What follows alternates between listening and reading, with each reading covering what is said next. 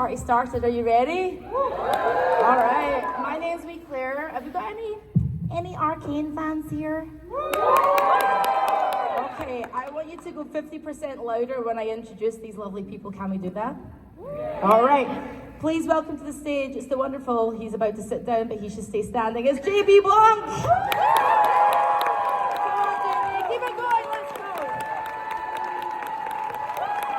There he is. Keep it going. Whatever you like, my friend. Whatever you like. Okay, now let's welcome. Yes, it's Jason Spisak.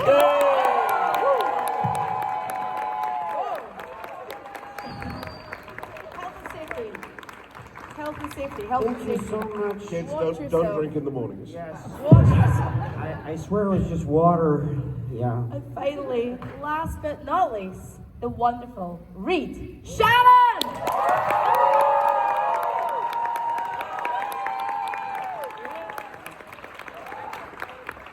Reed, there's your space here. Yeah, here's you.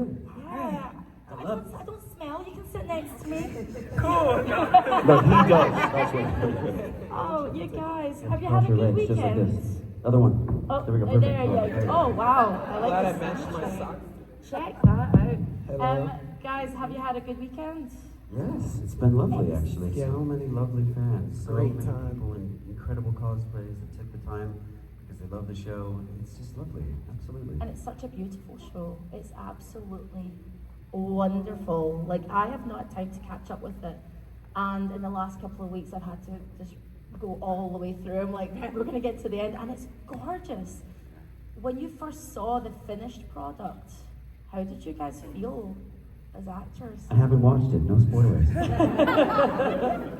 Yeah, I mean, Jason and I first recorded on this, I think it's 8 years ago. Long time. A long time Wow. ago. And it went through so many different iterations. And at the beginning, it was like we'd recorded it, and then we'd not hear anything for a year. And I'd call Jason, I'm like, hey, you know that thing?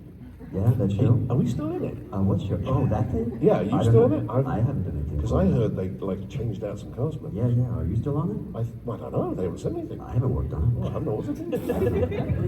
Like 3 or 4, like that one, no? it. Sure. That's right. But yeah, so you all of these things, you get a kind of gist from the animatics, you know, because when you're recording, they show you a kind of sketch version of the animation, and you're kind of looking at that, and you get a kind of idea of the concept. I just knew that there was something special going on. I didn't know how it would end up or what it would look like, but I knew it was something special.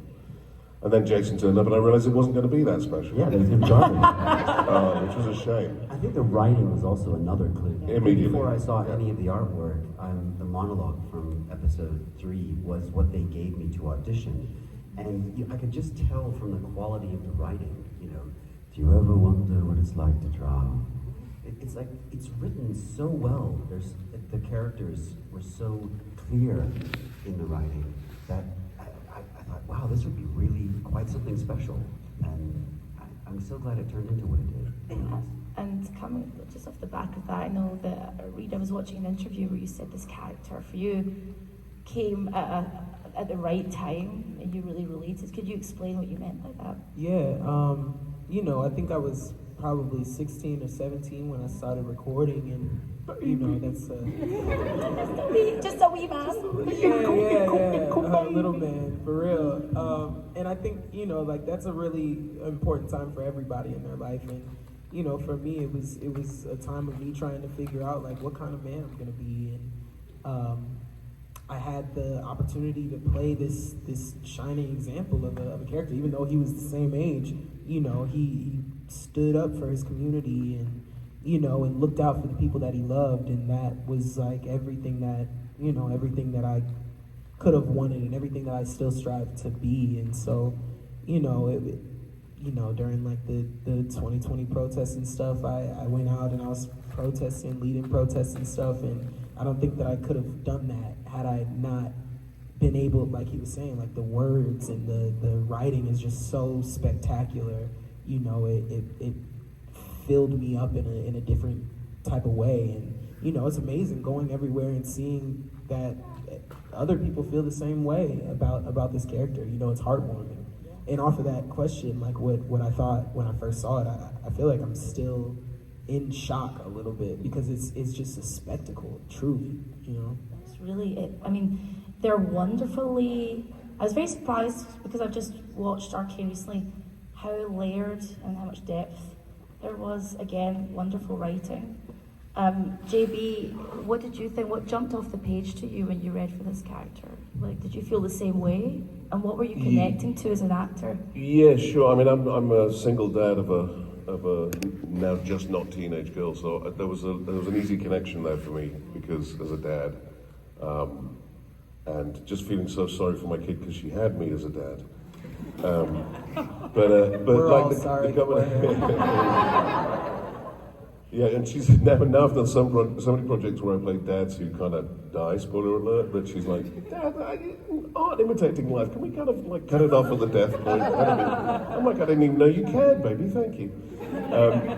The thing about this project is, I don't know if another one will ever be made quite like it ever again. It was a unique set of circumstances. You're kind of basing something in this incredible lore of League of Legends, and I had a connection with League of Legends before because I played Brom in League of Legends, and oh, thank you. That one guy, thank you so much. For you get a line. Stand behind Bro.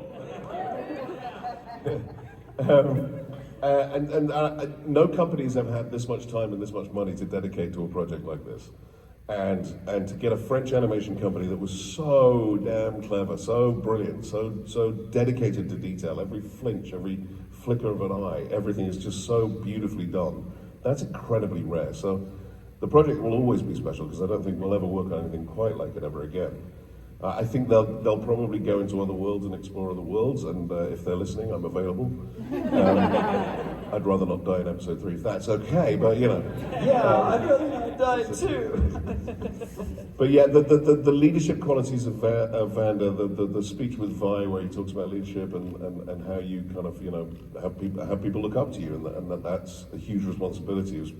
It was a big connection.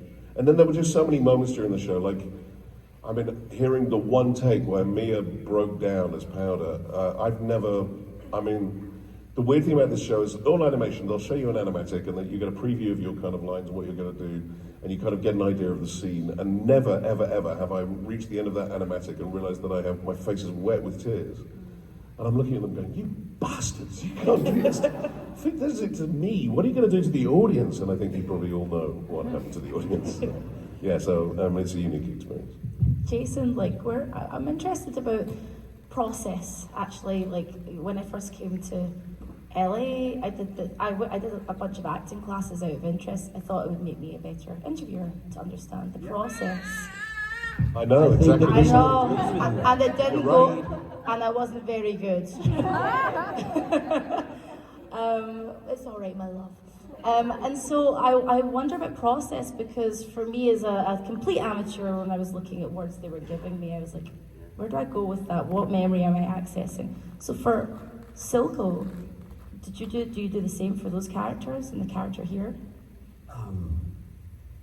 There's a lot to the writing, and I think especially with this show, and you can't do this with every show, it depends. And to JB's point, the level of production was so rigorous and so full of the best type of talent. I think they rewrote the pilot like 70 times, and that doesn't happen in this industry very often, where they just wanted to really make sure that the words on the page were all that needed to be there, nothing extra. And because they could rely on the art to do the rest of the work, there's plenty of time in this show when I say nothing, and Silco is telling you volumes. And that's not on me, that's on the gifted artists at Fortiche. But the words themselves, they are something you could fall into. It was like a trust fall as an actor to be able to fall into the words that they were giving you. You didn't need to try so hard. And Silco, of all the characters in the show, you know, was an exercise for me as an actor of really doing less. Just let the words be in those moments. And there is, when Silco comes on screen, you can kind of feel that. It's almost like a pace shift that, and that's due to the writing and the way that he has a rhythmic way of speaking as well. And it's there, it's in the words. So my process was really to try to get out of the way as much as I could. Yeah. I think that's one of the like most amazing things about Silco, because it is less, you know. And as you were saying that, I was just thinking about it and thinking about what he went through in season 1, and I'm like, man, like a lot of the shots are us just looking at him and contemplating. Yeah. You know, It's and true. I mean, kudos to you for being able to like, we can hear his thoughts. Just shutting up. Yes. Kudos to you for not I'm saying anything. always in favor of Jason Yes. shutting No, up. but seriously, like you have to be a Appreciate that. very skilled, you know, actor to be able to, when you are speaking, make it so lasting that when you're not, we're still drawn in, and even more, I think, because it's an animation, you know. Yes. It's amazing. There's also a lot of explosive stuff going on in the show, and I think it needs Yeah. those moments of calm, and therefore, Yeah. like for Vander too, it was like just settle him, make him. You know, I've always have this theory. I direct a lot of games now, and I tell actors a lot that real power doesn't have to try very hard, and actually, real power is real power is a crocodile sitting on the bank of a river, not moving a muscle, and just looking at you and going, 250 million years. What do you got? Not much. So that it's a composite of stuff, and you know the animation is so vivid and so clear and so demonstrative and so emotional that you have to kind of back off as an actor and let it do the work for you. And there's so many impactful moments in this show that are so full of very, very intense emotion, or like fight scenes that are, you know, graphic and visceral, and it does have this way of overloading you in certain moments. And so to give it that time for breath is super important for us as actors. So I think one of the luxuries that I got on this show that I haven't gotten on a lot of shows is just to take that time. Take the time with that moment. And so that was a gift, I think. Also, just a couple of really wise, complete bastards behind this, Yes. who were like, you know, I was like, so how are you gonna, you know, how's Warwick gonna come in? First of all, the worst kept secret in the whole show business. But it was like, they were like, you can't tell anyone. I'm like, they know. I'm not gonna say anything. But also I was like, so how's it gonna come about? Well, how are you gonna use Warwick in the second season? And then Christian's eyes just lit up and he went, we're going to break their hearts. Like, I'm in. With his German accent, we are going to break their hearts. A question that gets asked a lot, usually the fans ask this, I see it at panels time and time again, is no, not how to become a voice actor. That's one that always gets asked. No, sometimes the fans will ask things like, did you get to collaborate with the director on the characters? But I wonder if the cast talk about their characters together and interact in that way and say, hey, I feel like your character for me is a little bit like this or that. Do you collaborate together or talk about your We characters? never saw each other during the recording. Okay. We all recorded on our own. I never met Ella Purnell, Jinx. I never met her until the premiere. I think you and I recorded together in the early sessions, didn't we? I don't Did think we I not ever? recorded with you, no. Yeah, that's I another also aspect was of it. not invited to these early sessions. Well, I think if you That's look at because yourself, you- there's an you obvious just- reason for you that. just yeah, nailed it. thank you. No, and they played Mia for me prior to that scene where I say, you know, hello little girl, where's your sister? And they played her crying, but that was the most interaction I got from any other. They would do some playback. Yeah. And it absolutely made me bawl, and I had needed a second before I began my lines because she's incredible. But Like we've got JB's biggest fan down. I'm loving this baby. It's just awesome. Cute. So cute. This little one Please is... don't keep him quiet. It's perfectly It's, yes, you're absolutely fine. You've got- Everyone's okay, right? right. Yeah. We're all baby fans. yeah, Yeah, you've got to be very careful because it can cross over into other actors giving other actors notes, and I think your character in a show is very precious. It's very, very much your thing, and I think if you have a generosity of spirit as an actor, for me, acting is about the character I'm working with. It's the other actor that's most important because they give me all my emotional information. So a lot of it's just listening carefully to what they do and responding accordingly, and letting them have the space for their work. And I think that should be informing enough. If you've done your homework on your character, then you can respond honestly when you hear their delivery. So Sticking. I mean, I find it Yeah, go on. on this show. Other actors have always been quite complimentary of each other's work. I mean, I walked up to Harry, and I was like, "Your Victor is so amazing and so grounded," and just like we have been complimentary in that case, but I wouldn't say that it's like talking about the characters. No, and also I just think we also have just an awesome cast, a really nice bunch of people. No one apart from me, maybe. They weeded out all the jerks except for you. As that old saying is, when you're sitting at a table wondering who the asshole in the room is, it might be you. JB, is it true that you gave up acting for a couple of years and went and did a normal job for a Oh my while? god, yeah. Oh, wow, she came with it. Called out. I did. I love this. I was doing a lot of theatre in the UK, and I was working. Yeah, JP. Yeah. I'll tell the story. It's a good story. I was working at the National Theatre in London. I'd gone to a great drama school and was working theatre in London and then national tours and some international tours. And I was at the National, and I did a couple of productions with a very famous director who turned out to be a bit of a dick. And I was a bit disillusioned, and I wasn't making very much money. And a friend of mine had a web design company, and he said, "Why don't you come and work for me? I'll give you a salary and a car." And I, like a fool, I was 20 or something, and I went, "Yeah, sure." And so I walked away from the business for 2.5 years. And 2.5 years later, I had the salary, I had the car, and I wanted to stab myself in the eye with a fork. I was miserable. Wasn't for me. And I came home and I was sitting on my couch going, "What have I done? I've given up my passion. I've given up the one thing I wanted to do, and I've lost all my contacts, and I've lost all my agents and everything." And the phone rang. And I picked it up. "Hi, is JB there? Speaking." "Hey JB, it's Priscilla John." She's a casting director in London. She goes, "Are you still working?" And I went, Yeah, I am. Why? Hadn't worked in 2.5 years. She goes, "I don't know, there's this movie, The Count of Monte Cristo, the director's coming into town. Do you want to meet him? I think there might be some stuff in there for you." And I went, "Yeah, no, I'd love to. Thank you, Priscilla. Thank you so much." It's a classic line. Just when I thought I was out, they dragged me back in.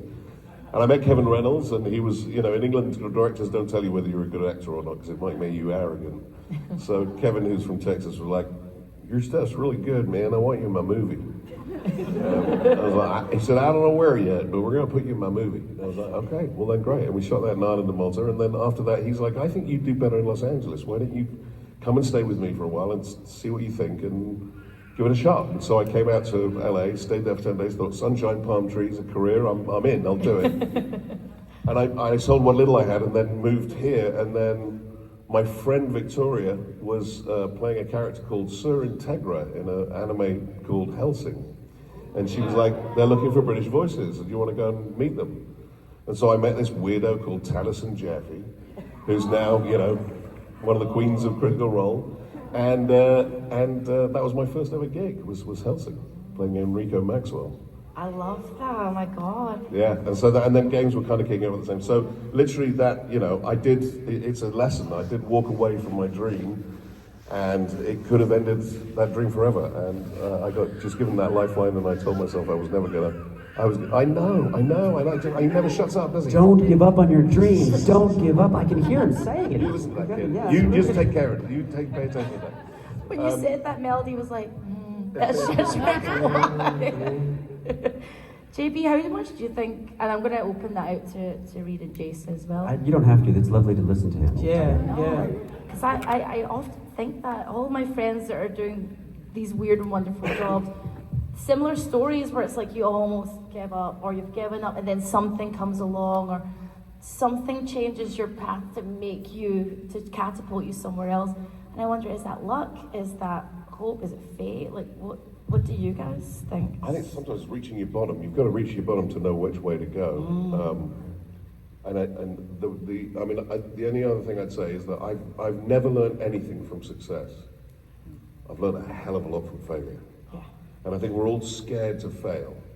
And I think you've got to be unafraid. If you're going to be an artist of any kind, you've got to be brave and you've got to be unafraid to fail. Because that's when you learn who you are. That's when you learn about other people, you learn about your friends, you learn about your relationships. Failure is a good thing. Failure is a positive. It's how you get back up. It sounds like a cliche, but it's true. But it's also how you learn to counteract fear. I think if you are afraid of a thing and you make it so big inside your mind that what if I do this thing, what will happen? And this list of imaginary consequences. That can be far worse because we have active imaginations. That can be far worse than reality. And so to convince yourself that you can do something, you have to almost not be able to do it. So don't be afraid to fall flat on your face, because then you realize, well, that hurt for a little while, but it's not the end of the world. It's not the end of the world. A failure at something that you really love to do is just a sign that you wanted to do it because you tried. Absolutely. So try. What about you? Yeah.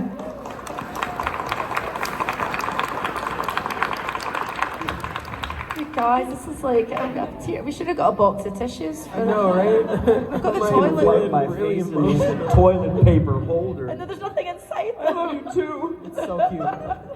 You guys. But I think following your passions is so important. Whatever those passions may be, it could be being a great scientist or a doctor or a creative.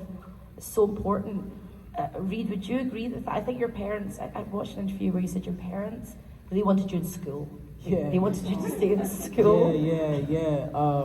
School's been like a really, I've had an interesting relationship with school because I grew up, my parents always told me, do what you have to do so you can do what you want to do. You know what I mean? And I still live by that. And I think my parents, they just really instilled in me this idea of being an independent thinker and an independent sort of human being, so that they set me up for, the best possible option, whatever it was that I wanted to do, and I'm so grateful for that. When I started my career playing Little Michael Jackson in Motown the Musical, and I toured with that. And that was like my first opportunity. And so then, because that went well, my parents were like, all right, we can like move to Los Angeles and try out this whole thing. But you have to, split your focus and make sure that you do well in school so that you are still learning things and still growing as a human, like this isn't your whole life. And so that was just amazing, because I got to understand the landscape of Los Angeles and understand more about this industry that, my passion was calling me to. And it was a lot of like mental ups and downs, because I wanted to be, Denzel Washington at 16, you know what I mean? And it was especially hard for me leaving a show like Motown, playing Michael Jackson and going out the stage door at the end, and everybody is praising me as if I am Michael Jackson, and then my voice starting to drop and starting to go on auditions, and that type of rejection, it can really get to you. You know what I mean? I think that like for what we do, you really have to have a passion for it, because you face a lot of rejection, a lot of moments of unsure feelings, and so I finished high school, and my parents were like, "All right, so you've done a guest star here and there. We tried this thing out, but like you still have to live a life." And so they told me, you can either book a job or you can go to school.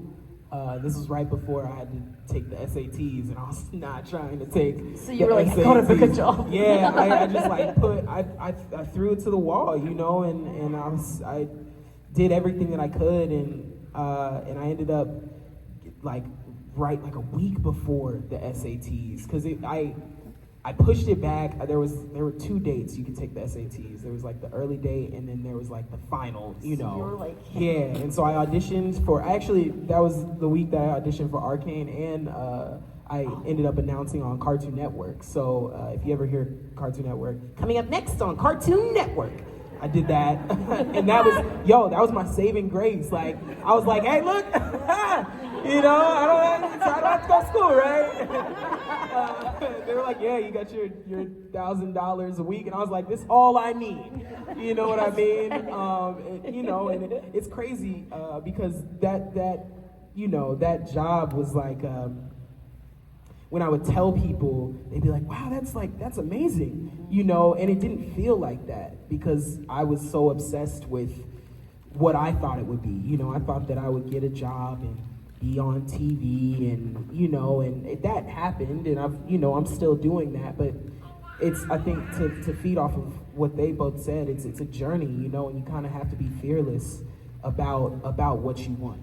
You know, you have to be fearless about what you want out of life. I mean, I said it I was in Toronto 2 weeks ago, and I thought it was funny. I was just saying, you know, do what you want to do. There are so many people in very high places that are doing exactly what they want to do, you know, with you know, no care or regard. And I think that that's how everybody should be. I think that this world does a really good job of dividing us and distracting us from being who we're called to be, and I think it's just super important that we spread this message. And I think that that's one of the beautiful things about Arcane. Like, everybody is so driven for their idea of what they want their life to look like, and I think that's how we should all be as humans. I think that we should care for one another, and I think that we should do what we want to do, you know, and be unrelentless about that. 100%. I love that. You know, I sit and talk to so many people. I've talked to hundreds and hundreds of people over the course of how many years I've been doing this, a long time.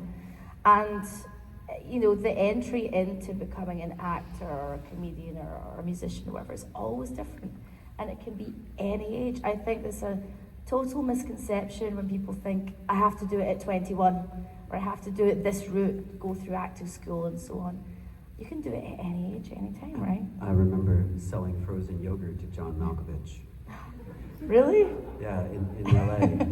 I don't think you did.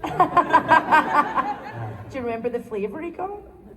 No, I just remember being struck with this moment where I was so outside the thing I wanted to do because I had gotten there and I was trying. And here was this person who had you know, incredible theater accomplishments, incredible film accomplishments, walking in, and all I could say was, I hope to be on set with you someday. Exactly, yeah, that was my soul dying right there. And you're faced with this reality in this moment, and I think the more you think about, oh, I'm not there, I'm not doing the thing I want to do yet, the less time you have in your mind to just kind of enjoy the journey. I mean, you're going to not be doing the thing you want to be doing at times. Fine, acting is something we do, it's not who we are, all three of us. It's something we do. And so you fill your life up with as much rich experience as you can and never give up on that dream. And there's no such thing as a wasted experience. It's all valuable. It's all valuable. And sometimes the only thing that's in your way is yourself. I've been in that position, and I know we all have. And it's like, you can be your own worst enemy, so you just got to watch that and embrace everything you can, because it's a journey, man. Yeah, no, it's a journey, man. I mean, it's crazy. It's cool. My next panel is at 4:20. I knew that season 2 was coming out, but you know, my pockets were light because it's like a up and down type of journey. And so, like last summer, I did this job where I was walking up and down the streets of like Compton and Crenshaw selling phones, you know, and as much as I hated doing that, I was able to lose a lot of weight and get like abs and stuff, you know? And so I just like, I was grateful for it. And then eventually when November came around, you know, I was able to be grateful for the show coming out, you know what I mean? And I think that it's like in those moments, you know, when things aren't going exactly your way or the way that you thought they would, like you just have to remember to be grateful, like you were saying, for those, it's the little moments that sort of build the character for you to be fully who you are in the big moments, you know. 100%. The sour times always make the sweet times even sweeter. Also, I don't think there's going to be a season 3, so if anyone's missing a phone, see Mr. Shannon afterwards. Yeah, we got So you're we got out. a prepaid card. We got whatever you need. He's still working on those abs. Yeah. And now I have to like go back and start working on them again because I got a little bit too comfortable. It was a little too sweet. So, I'm sure your abs are way more toned than mine. Oh. Young man. Thank you. What's an ab? Exactly. Something you haven't seen in a long time. All right, kid, shut up. I was going to say it's an abbreviation Oh, for he'll get abacus, his and you were just like, no. It went from wholesome There's a to bus. Never far away, unfortunately. We're going to get to fan questions, so let's have a round of applause for the first part of this panel. Sunday morning vibe, I like it. You guys, there's a mic right here, and please do not be shy. Oh, yeah. And by the way, thanks for coming out to the early one. We were like, then there's going to be no one there. No one's going to show up. So thanks for showing up, you guys. All the questions. Any question. Right up, my love. Okay, I'm so gonna knock into this. you're okay. Don't just lean into the mic and say your name and question. Yeah, hi, my name is Stephanie. Nice to see you guys again. I did have a question. So one of the things I took away the most from the show was the music. So I was wondering how much the music influenced you while you were recording or helping you get into the character, because I don't know if it's before or after, but just resonating We with didn't that. have the soundtrack complete while we were recording. That's fair. Quite before that. So, but then you kind of looking at the raw stuff, and then when they chose the music, I was like, my God, that's exactly what this show needed. Yeah. And then they kind of did like, Sting did a track? I'm like, are you kidding? I mean, that was the first band I ever saw was the Police. Yes, I'm that old. I know, love okay, the all right, Police. easy. Synchronicity, man. Great freaking album. I had a pretty unique experience when season 2 came around. Me and my fiance, we write a lot of music together, and I make music in. It's awesome, by the way. He's incredible. Oh, thank you guys. The guy who does music, Mako, Alex Seaver, we connected with him, and we actually got to like sit in on some of the sessions that they were creating. And so, what was the song? Ashes to Blood. I am a voice in the children's choir because he invited us to the session, and so I got to like do stomps and whatever that weird language was. It was really cool. I mean, it's amazing the amount of work that goes into this show, and it's even more amazing when you meet the people who do these like little things to make it all come together, because everybody has just a beautiful passion about it, and I think like seeing that process, because I'm such a musical person, it made it all that more heartwarming, especially going in for the last few sessions. It's just like, man, like this is a thing. This is some art right here, And it's impossible to separate this show from its music. Yeah. There's something about that. Like it's not the same. One isn't the same without the other to me. Like the visuals and music, they're so. And you ever hear it everywhere as well. I hear like the da da da da da da da da da da. I'm like, everywhere. it's okay. Yeah, someone's watching Arcane. No, they're just listening to I walked Imagine into Dragons. a hair store one time to get my girls some like hairspray or something, and as soon as we walk in, we're like, whoa, this is crazy. In the airport one time, like I didn't even know they played music in the airport. You don't realize it. Yeah. It's that song. Hallelujah. Thank you, my dear. Thank you. Hello again. Oh, gosh, your name is escaping me, but hello again. Davis. Thank you. Also, hello again to Jason. I saw you yesterday at the Spannerman Yeah, panel. So sorry. How are you?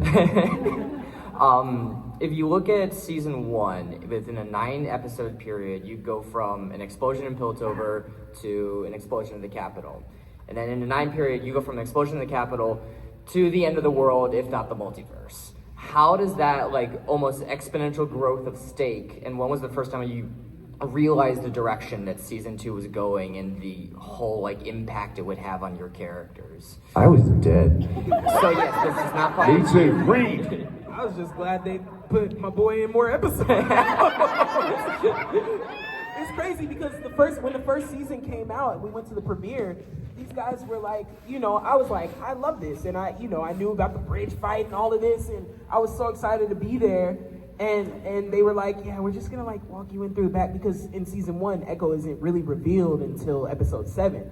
And so I'm sitting there watching them like take pictures, and they built a whole red carpet, like they pretty much built Piltover on Riot Games, and I couldn't participate. And so when season 2 rolled around, I was ready, I was ready. I don't know if you guys saw pictures from the premiere, but I put on a cape. I was out there, But I think in terms of like the series and stuff, it's one of those things that like we didn't get to record together, but just going in, for me at least, going into the session and like hearing, like, you know, I would always ask like, so what, you know, what's going on? How's the world? What's happening? And just, I mean, it was like fantastical. You know, I would hear what they would say and be like, man, all right. I mean, like that's cool. I'll do these little lines, but I can't wait to see how you pull this together.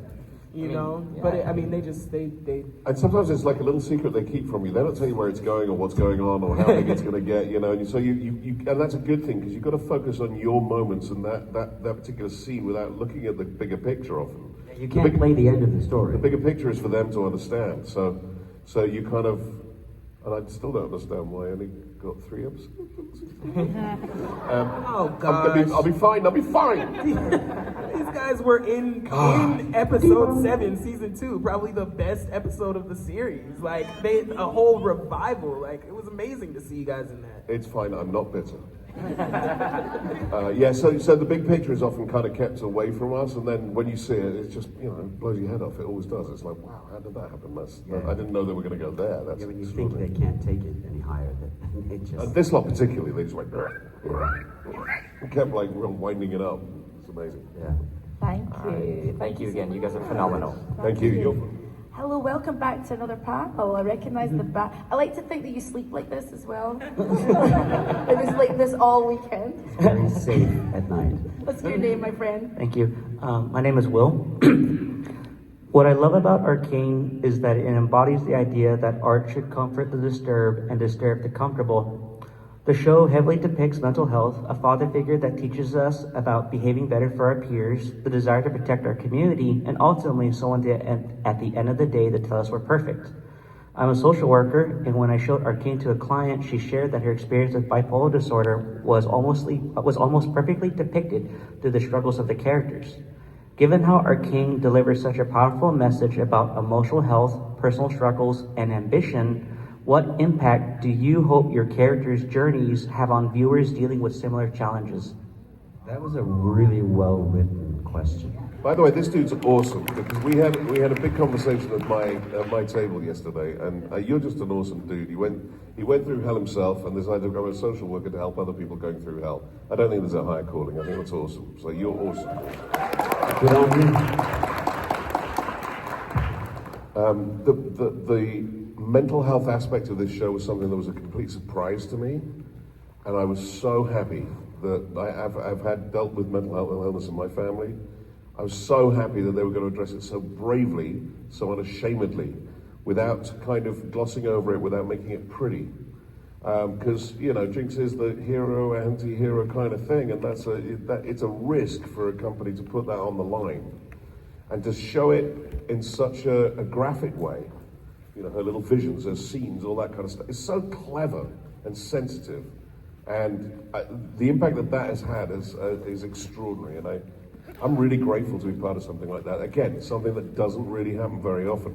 You've got to be brave to tackle that stuff. It's hard stuff. People don't understand it. Mental illness is hard because it's not tangible. You can't see it. You can't touch it. You know, it's an illness that it is not evident to people. And so I thought, I mean, hats off to them. I thought it was an incredibly brave move that was handled in a brilliant, artistic, creative way that made sense to just about everyone. Incredible job. A lot of people ask me what my favorite scene to record was. And it's the scene where Ekko goes back to save Jinx, because it just like, you know, mental health kind of really peaked its head when I was in middle school, and awareness started after that. But I remember being in school and having a lot of friends who were in situations like that, and you know, I always hated that I couldn't find the words. You know, it's hard to not have the words to bring somebody out of a dark place, you know, and it's hard to see people that you love go through these things where they, you know, they feel like they don't even want to continue life anymore. And so, you know, to see that and to play it, it was just like, it was healing, really, you know, like finally I was able to find the words, and it's like, you know, when the show first came out, I can't even tell you the number of messages that I got. You know, I'm like feeling a little emotional about it because the number of messages I got of just people who who are like, if it weren't for this show, I would not be here. And it's just, it's heartbreaking that there is not more support for people that have, you know, these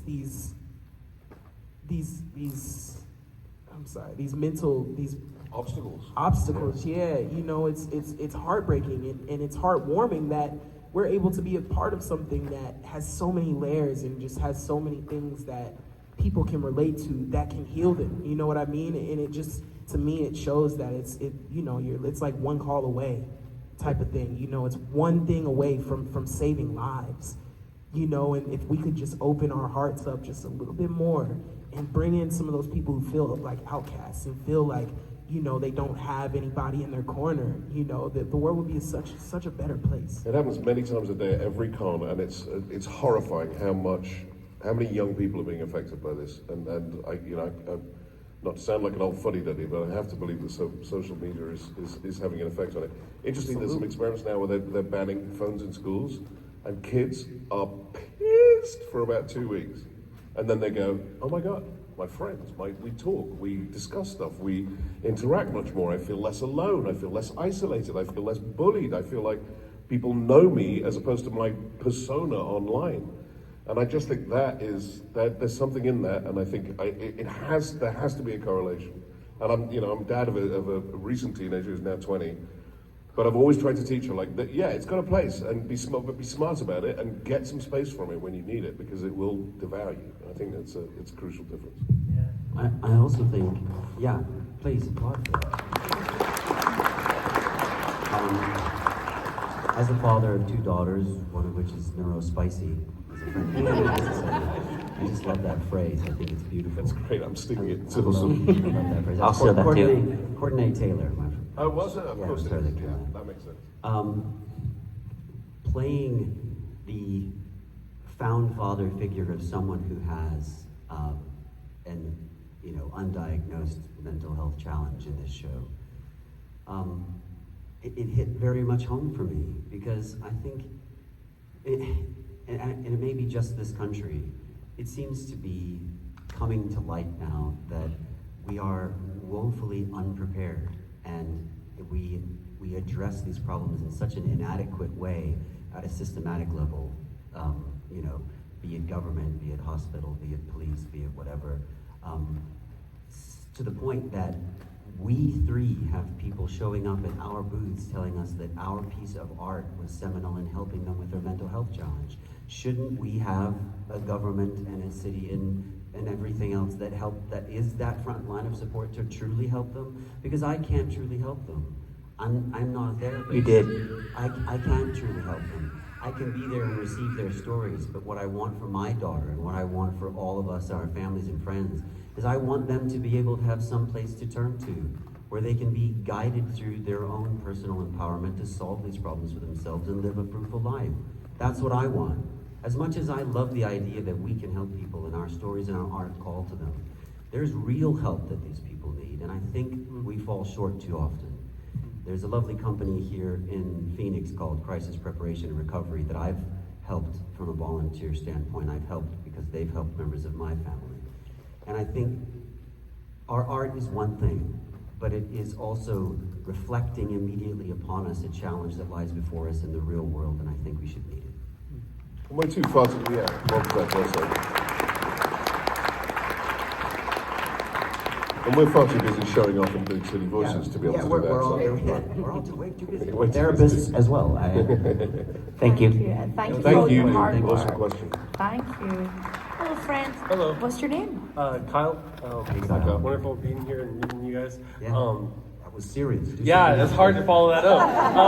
I'm like, Tell us a maybe I joke. can rephrase that. Oh no. So I grew up playing League of Legends and delving into the lore and everything. And after seeing so many adaptations, a lot of times it feels like adaptations have just become like a cash grab. There's just no passion in it. Yes. And so when I first saw Arcane, or heard it announced to me, I was a little weary. I was like, oh no, something that I spent a lot of my life around, it's going to be adapted. Is it going to be good? And I was so thankful for the level of work and passion that everyone poured into it. It was amazing. Like from portraying Ekko as a character that just absolutely never ever gives up. Doesn't matter what happens, I'm going to keep trying. I'm going to keep going. Silco, who is having to decide between doing horrible things for the greater good of it all for the people. And it's not always easy to understand that. But there's a lot of depth there. And then Vander, having to walk away from a very dangerous life to become a father. It's just amazing how these characters just developed from your portrayal. But my question actually is for you, Jason, because it's something that me and my wife debated a lot. So, Silco, in your honest perspective from playing him, and hopefully it's not too much of a spoiler for anyone that might not have finished it. I die. No. I know that's not what you're going to ask. I know. So, from your perspective, do you feel like the interactions that he had with Jinx came more from love or manipulation? What is your perspective? It's a beautiful question, and I've had people come up to me and ask me, and I think that people who are worried about it being manipulative simply abdicate the circumstance that these folks are living in, right? It's sort of like they're taking their own life and circumstance and projecting it onto this one. The reason is because this is the lanes. It's going to become the nation of Zon, but it isn't at the time. And so these folks live oppressed by the people of Piltover. They grew up with nothing. Silco didn't have a mother or father and had a brother who eventually, they had a vision for a better place for people to live.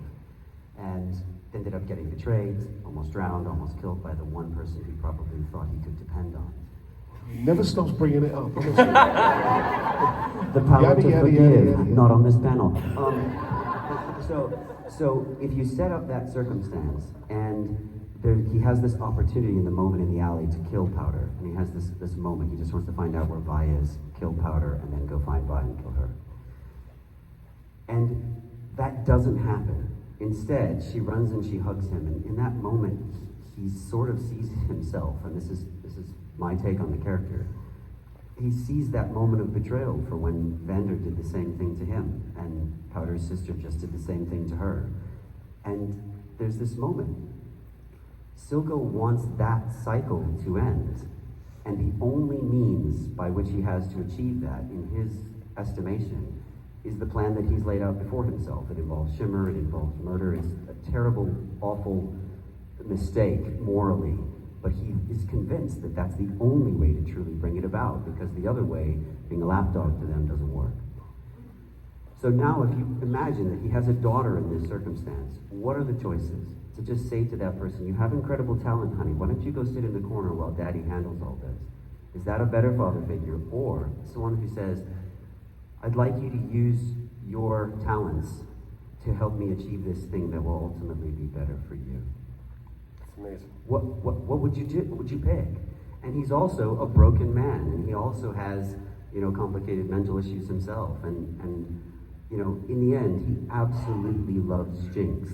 And is he using her for the goal? Yes, because if I said to my daughter, hey, we need to fix this car, I need to take you somewhere so that you won't get killed in these drive-by shootings, I'd want her to help me work on the car, wouldn't I? Wouldn't I? I would. That would be the thing that you would want a good father to do. Pass me that rich. So he's not using her in the traditional sense that we say to be used and discarded. He says, I never would have given you to them, not for anything. Who's he saying? For whose benefit is he saying that? There's no one in the freaking room. Right. So yes, in a way, he is using her to solve a problem that will ultimately benefit her. And he does it in a broken way because he's a broken man. Thank you. That was beautifully answered. Thank you. We are coming running out of time, but we can do a speed round. Yeah, sure. Because I want to get through all of you. Okay, so let's go. Name and question. All right, hi, my name is Darren. This question kind of sucks as a follow-up to all those really good ones. But it's What's your favorite color? No, it's specifically for Reed. I love what you did with Ekko. It was great. But the whole time I couldn't help but think, man, this guy is perfect for Miles. And I was wondering if you ever did portray him, would you like to? Never heard that before. Have you? Never heard that. No. And would you rather portray him through voice acting, or is it something you'd like to try in live action more? Yeah, I don't want to take anybody's job, but I would love to play live action Miles. I think that would be like really fun. Yeah. I would love to be at the callback with you and Najee. I would love to be at that callback, man. They are both wickedly, wickedly talented young men, and there's no way, man. That would just be the best thing to watch. It's funny. There's no bad answer there. I saw somebody on Twitter was like, bro, this guy is the only person to get the most clout off of Spider-Man who's never been Spider-Man. You guys know he was Spider-Man. No, I wasn't. I was never Spider-Man.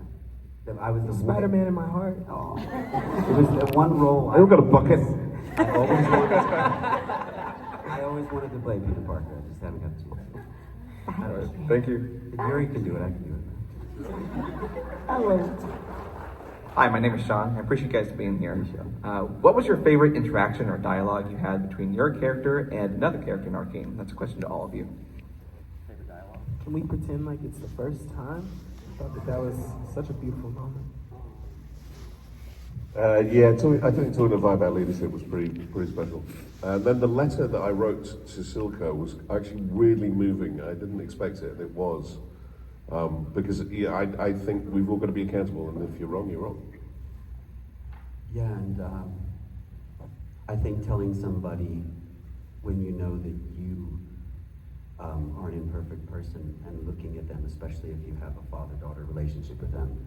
I know I've messed up with my kids time to time. I mean, no parent is perfect. I've done things that I'm like, oh man, honey, I'm so sorry, you know, and telling someone who isn't sure about themselves that they're perfect, I think goes a really long way. Thank you. Thank you.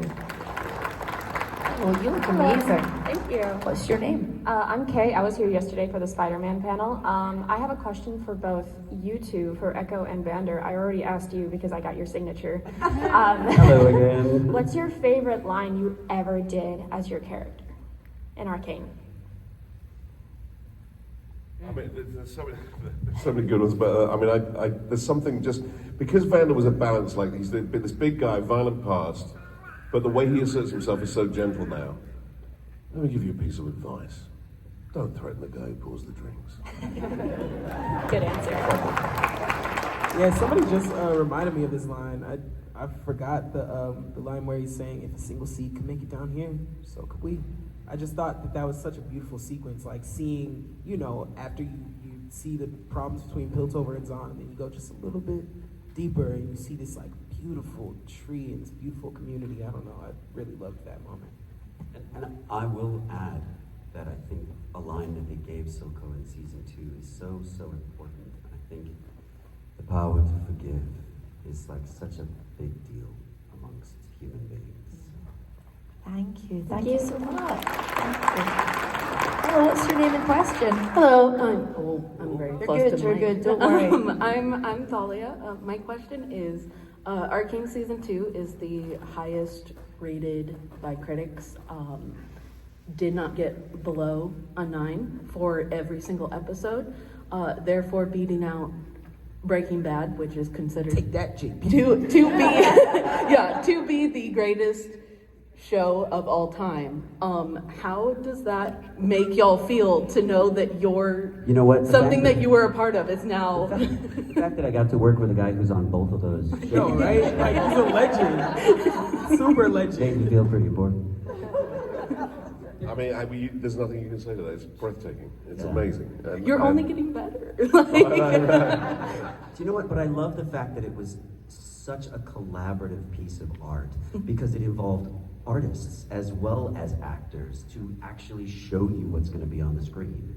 That, I mean, a piece of animation is a much more collaborative art together. And There's a whole other layer. Here's what I'll say, which is these guys were particularly careful to understand their audience, Yes. and that understand the audience that were League of Legends fans, that weren't League of Legends fans, that never played a video game in their life. You don't have to know anything about anything to love this show. There are very few shows that can do that and pull that off. And I think that the care and attention they took to that, because I was like, you know, I've been in League for, God, I don't know, 12 years, 15 years. We were at the premiere, and they're showing that there's like, you know, she takes something out of her pocket, or she's picked something up. The whole audience goes bananas, and I'm like, what the hell are they? What are they talking about? I didn't understand any of the Easter eggs that they laced through the whole show. But the fact that they took the care and attention, and you think, well, that's easy. No, that's an object being designed to fit then into the animation scheme. It takes a lot of effort to do that. And so I've never worked on anything where they took so much care and attention to understand their audience, know who they were delivering it to, give something for everyone. And I think that's why I think it's so highly rated. And fill every corner of every frame with that kind of thing. And you can keep watching it. You see new stuff all the time. It's like, what? It's such a love letter. It makes me nervous because I'm at the beginning of my career. It's all downhill from here, baby. Am I supposed to That's it. grow? Top of the slide. Thank you. Thank you. Run out of time, but I want to get through these. Are you okay to get through these last? Absolutely. Okay, come on, my love. Hi, I'm Blanc. You've seen me several times now. So I was gonna ask, has there been like any particular scenes that have been hard for you guys to record? Like emotionally, mentally, all of that? I'll go first, and it's the silliest one. I've said it a bunch of times. There's this line that he says when the kids come into the warehouse where Vander's trapped and drawing the kids in, and he says, "Hello." It's the strangest thing for Silco to say hello. And I think I did it like 9 times. It was like, is that what you guys wanted this to sound like? Is one of these choices? It just felt so awkward at the time. But anyway, so. I was very honored that they asked me to do all the creature work for Warwick as well, which was awesome. So get to do that monster, and then didn't he do a phenomenal job as Warwick? It is incredibly vocally stressful, and JB absolutely crushed it. How much? $25. Jesus. Money's in the truck. It's putting a creature together is actually quite complicated, and it's quite hard. And you know how wet is the mouth of the creature, and how crazy all that detail goes into it. But then to have to, as Warwick, say how to, or to you know, with a bit of Vander in there, and kind of find that balance and mix. I don't know how many takes we did, but there were a hell of a lot of them. And then when we hit the one, I was like, it's that one, and everyone went, yeah, it's that one. But it took a long time to find it, and a few sessions actually.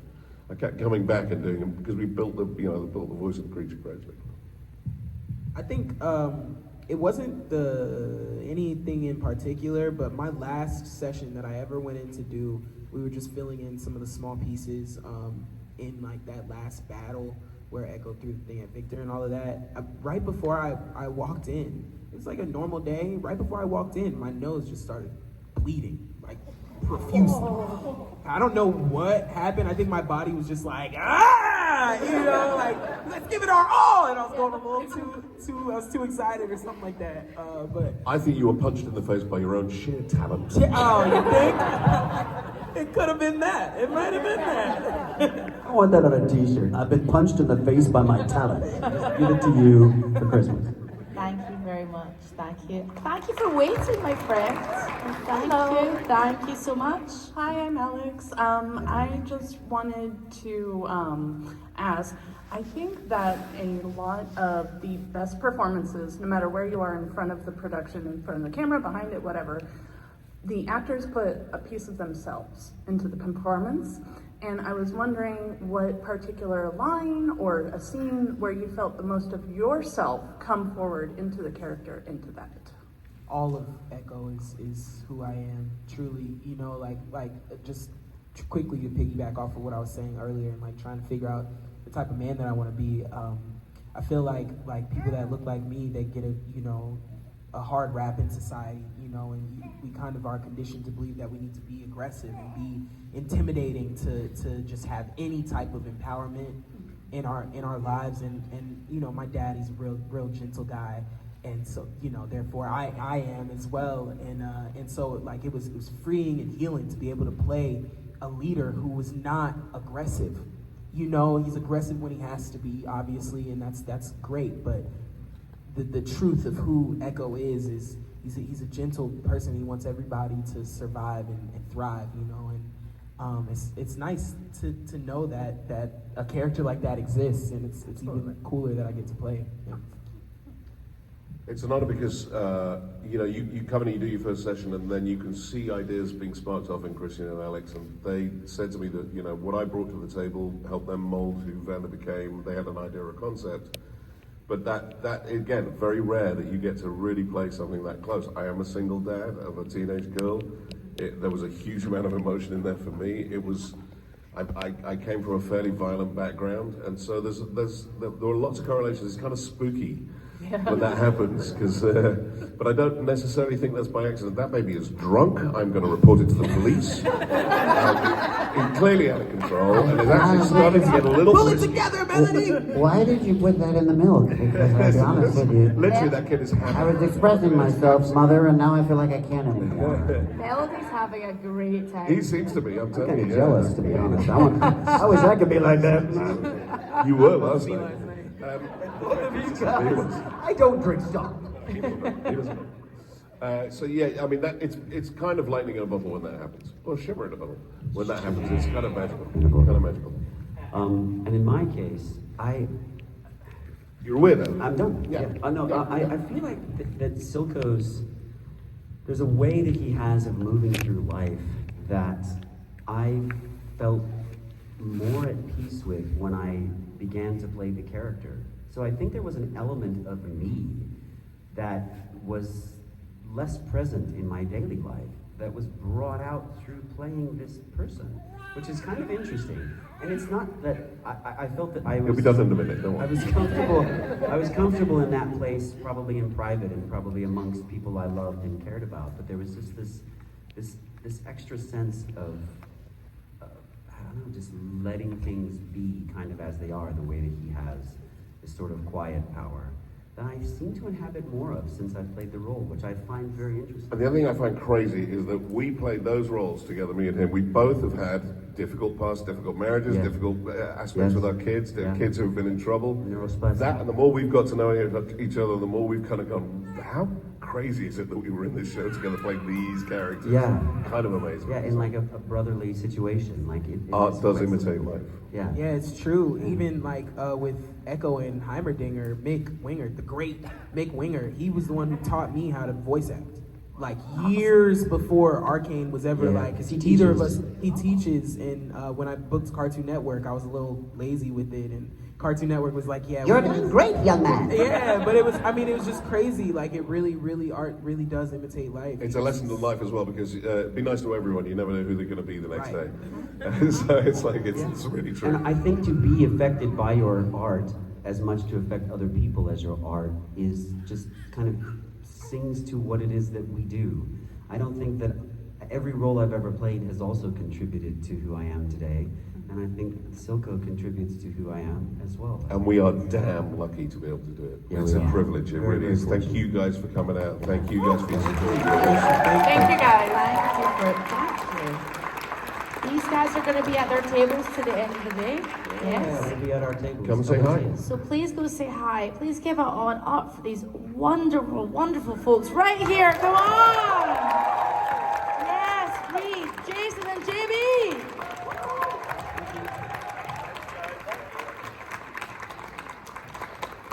Give baby a kiss.